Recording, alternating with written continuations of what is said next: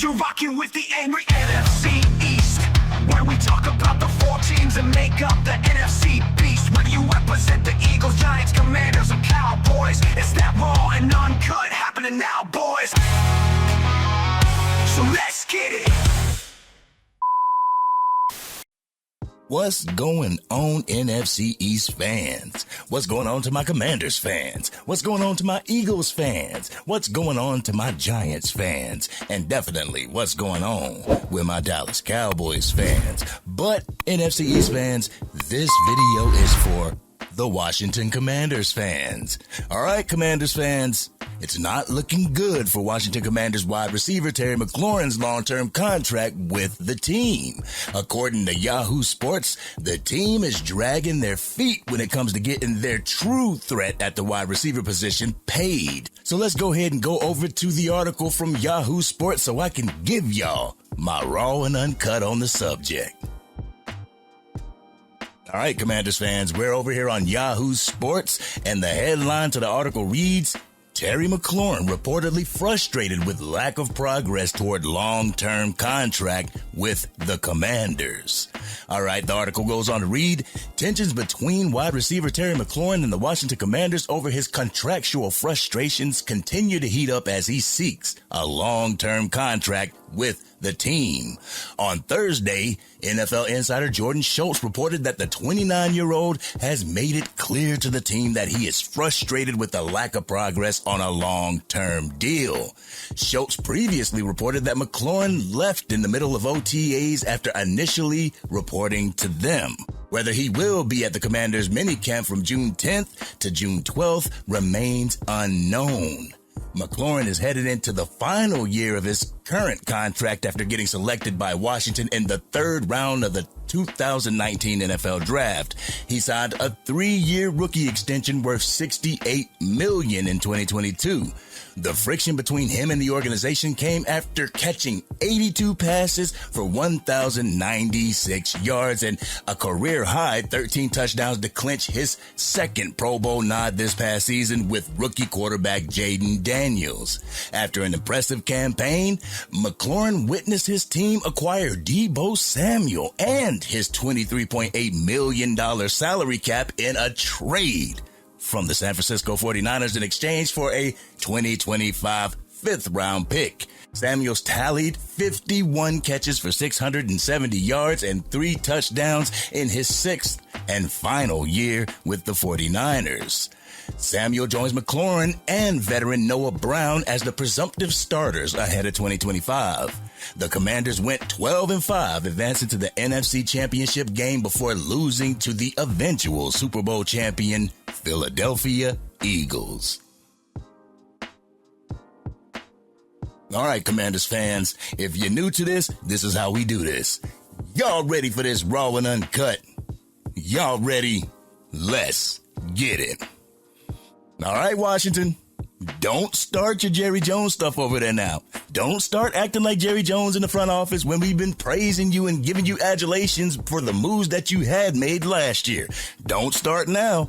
Y'all just made it to the damn NFC Championship game. You need to try and keep as many key players from that team. You need to get them to return, Commanders. Continuity is key in this situation. But since being drafted by the Commanders, Terry McLaurin has been a staple of that Commanders offense. The only year Terry McLaurin did not hit the 1,000-yard mark was his rookie year.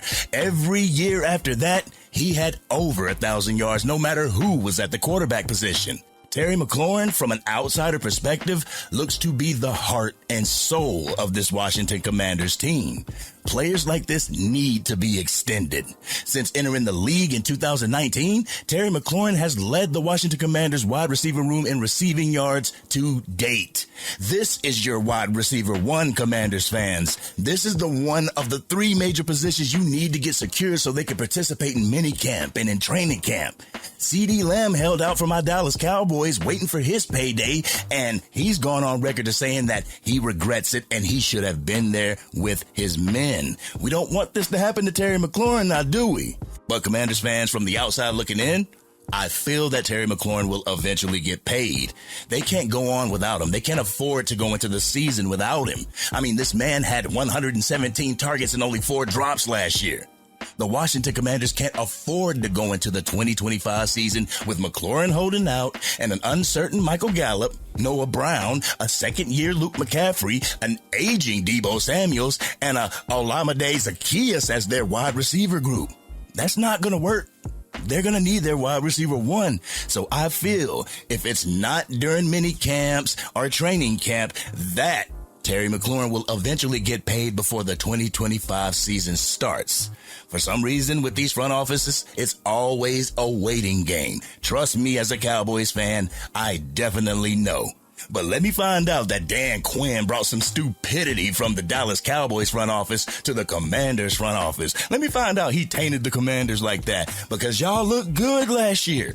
Y'all looked good last year, whether on the field or the moves that y'all made from the front office. The Washington Commanders looked dominant last year. Unfortunately, you lost to who would be the Super Bowl champions with the Philadelphia Eagles, another team in the NFC East. But the thing is, y'all got there.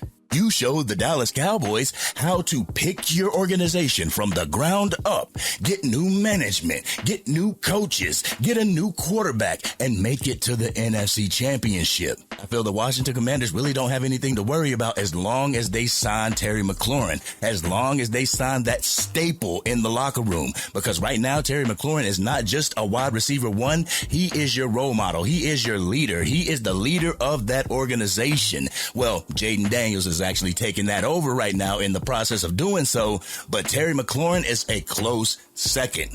Washington Commanders, Magic Johnson, y'all did good. Now go ahead and ink the deal with Terry McLaurin. But this has been your man, the Angry Cowboys Fan. Yo, I truly appreciate y'all subbing to the Angry NFC East YouTube channel. I'm thankful that you guys are along for the ride, and I promise not to disappoint. I promise to be unbiased, and I promise to bring y'all nothing but that raw and uncut when it comes to your team in the NFC East. But what do Commanders fans feel about this whole Terry McLaurin situation? Should he be getting paid right now so y'all can just go ahead and dead that and know that you have your wide receiver 1 in the books before going in the minicamp? Y'all know how we do things, but if you don't, we always talk about it in the comment section. If you're digging this content, you love a team in the NFC East, and you want to represent that team with class and with pride and with dignity, drop a like on this video and please consider sharing it with anybody that you know is a fan of a team from the NFC East. But you can always hit that subscription button, hit that subscribe button so you can join a bunch of like-minded fans of NFC East teams as we have an intellectual conversation about our team, ways on bettering our team, and when we meet, the rivalry between our teams. But this has been your man, the Angry Cowboys Fan. See you in another video, and I'm out. You're rocking with the Angry NFC East, where we talk about the 4 teams that make up the NFC Beast. Whether you represent the